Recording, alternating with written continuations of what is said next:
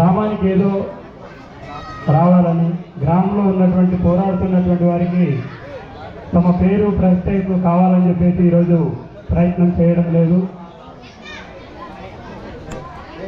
ప్రజలకు అన్ని రకాల వసతులు కావాలని, మా గ్రామంతో పాటు చుట్టుపక్కల ఉన్నటువంటి గ్రామాలు అభివృద్ధి కావాలి అని చెప్పేసి కోరుతా ఉన్నారు.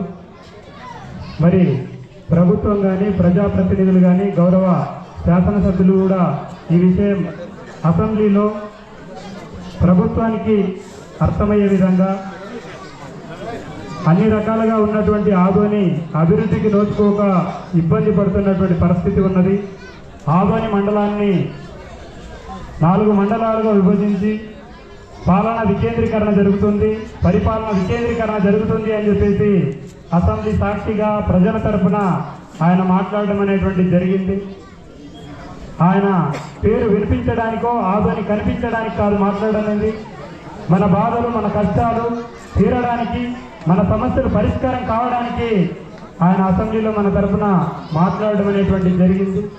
మండలం కావాలి అంటే మన గ్రామం కోసమో, పక్కన గ్రామాల కోసమో, లేదా మన పేరు కోసమో అడగడం లేదు. ఎందుకంటే మండలం కాగలిగితే కేంద్రం నుండి లేదా రాష్ట్రం నుండి రావాల్సినటువంటి నిధులు ఈ మండలానికి రావడానికి అవకాశం ఉంటుంది.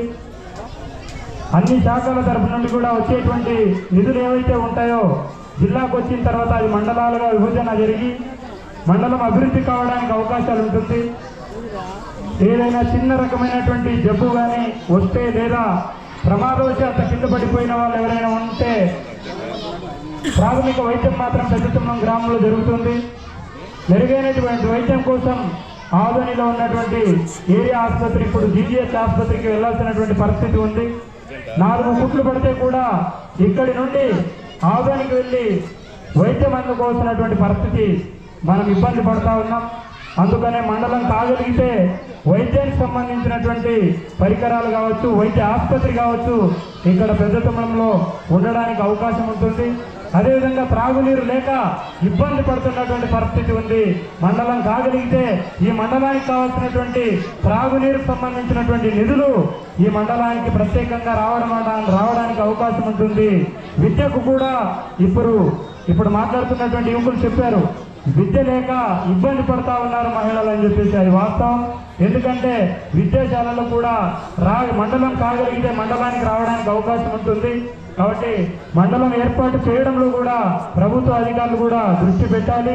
ఎందుకంటే శాస్త్రీయంగా కూడా దీన్ని ప్రజల యొక్క అభిప్రాయాలను కూడా గ్రామాలను కలపడానికి ప్రయత్నం చేయాలి. ఎందుకంటే శాస్త్రీయంగా జరిపారో లేదో తెలియదు, కానీ పెద్ద హరివాణం మండలాన్ని దాన్ని మండలం ప్రకటించినప్పుడు అక్కడ గ్రామాలు మాకు కలపడానికి ఇబ్బందికరంగా ఉందని చెప్పేసి కొంతమంది అంటున్నారు.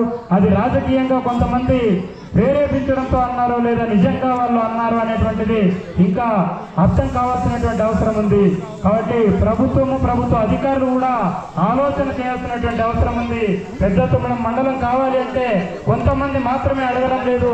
ఎందుకంటే శాస్త్రీయంగా ప్రజల యొక్క అభిప్రాయాలు తెలుసుకొని మండలంలో కావాల్సినటువంటి గ్రామాలను ప్రజల యొక్క అభిప్రాయాలు తెలుసుకొని ఈ మండలంకి కావాల్సినటువంటి గ్రామాలను కలపడానికి ఆ రకమైనటువంటి ప్రయత్నం జరిగితే గ్రామాలకు మధ్య ఎలాంటి ఇబ్బందులు లేకుండా, తారతమ్యాలు లేకుండా, వ్యక్తిగత ఘర్షణలు లేకుండా జరగడానికి అవకాశం ఉంటుంది.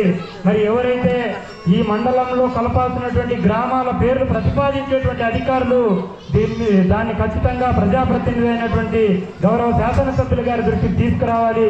తీసుకొచ్చిన తర్వాత ఆయన ప్రజలతో ఉన్నటువంటి పెద్దలతో, గ్రామాల్లో ఉన్నటువంటి పెద్దలతో, గ్రామాలకు సంబంధించినటువంటి ప్రజాప్రతినిధులు ఎవరైతే ఎంపీటీసీలు, సర్పంచులు ఉంటారో ఆ గ్రామంలో గతంలో పరిపాలన చేసినటువంటి మాజీ ఎంపీటీసీలు, మాజీ సర్పంచులు, గ్రామంలో ఉన్నటువంటి పెద్దలు ఎవరైతే ఉన్నారో వారందరినీ కూడా కూర్చోబెట్టి ఒప్పించి ఆ గ్రామాలను కూడా కలుపుకోవడానికి ప్రయత్నం చేయాలి. ఎందుకు ఆ అనుభవంతో చెప్తున్నామంటే పక్కన ఉన్నటువంటి పెద్ద హరివాణం గ్రామంలో కలిపినటువంటి గ్రామాలు ఏవైతే ఉన్నాయో ముందు కలుపుకోవడానికి ఒప్పుకున్నటువంటి గ్రామాలు కూడా ఈరోజు మమ్మల్ని అడగకుండా ఆ గ్రామాలని కలిపారని చెప్పేసి అంటా ఉన్నారు. మరి ఆదినారాయణ రెడ్డి గారు ఆ గ్రామాలకు శాయశక్తుల కృషి చేసి ఆ గ్రామానికి వెళ్ళి ఆ గ్రామాల్లో ఉన్నటువంటి ప్రజల అభిప్రాయాలు తీసుకొని ఆ గ్రామ పంచాయతీ యొక్క తీర్మానం తీసుకొని కూడా ఆ రకమైనటువంటి ప్రయత్నం జరిగింది.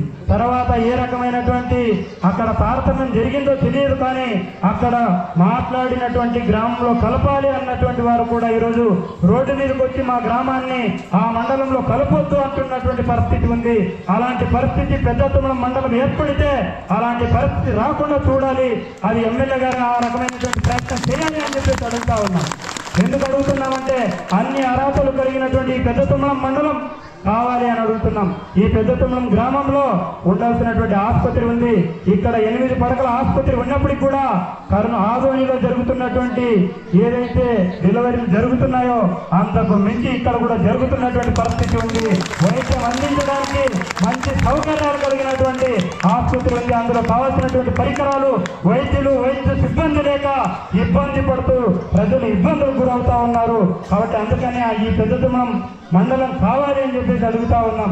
మండలం కాగలిగితే ఉపయోగాలు ఏంటి ప్రజలకు అనుకుంటే ప్రజలు కూడా అర్థం చేసుకోవాల్సినటువంటి అవసరం ఉంది. ఎందుకంటే మనం ఎంపీడీఓ ఆఫీస్కి వెళ్ళాలంటే ఆదోనికి వెళ్ళాలంటే అక్కడ కూడా ఆఫీస్ ఉంది కదా అని మనం అనుకోవచ్చు. ఉంది, ఎందుకంటే ఎక్కువ జనాభా కలిగినటువంటి ఆదోని మండలం 44 గ్రామాలు ఉన్నాయి, 40 పంచాయతీలు ఉన్నాయి. ఇంతమంది ప్రజలు ఒకే ఎంపీడీఓ కార్యాలయంపై పడినప్పటికీ ప్రజల సంఖ్య పెరుగుతుంది కాబట్టి పరిపాలనకు ఇబ్బందికరంగా ఉంటుంది. అందుకని మండలాలు విభజించగలిగితే ఇక్కడ మనకు సౌకర్యాలు అనేటువంటి జరుగుతాయి. పెద్దతుమ్మలం మాత్రమే కాదు, చుట్టుపక్కల కలిపినటువంటి గ్రామాలకు కూడా పరిపాలన అనేటువంటిది అందుబాటులో ఉంటుంది. ఇప్పుడు క్యాస్ట్ ఇన్కమ్ చేయించుకోవాలి అంటే విద్యార్థి కాలేజీ